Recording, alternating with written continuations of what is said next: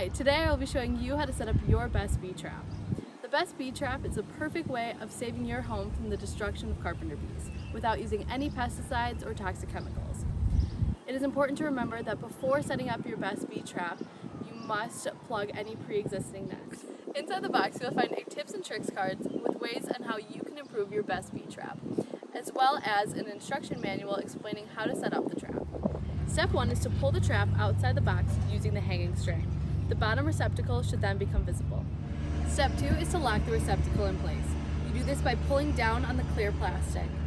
There are tabs on the inside of the trap that should click when the receptacle is aligned correctly. Be careful not to pull down too hard.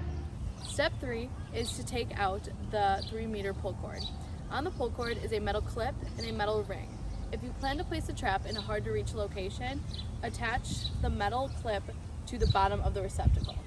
This way, you can empty the trap using the pull cord.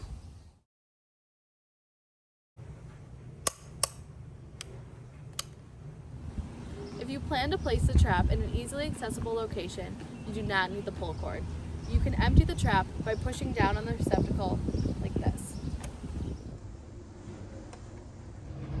Step 5 is to hang the best bee trap.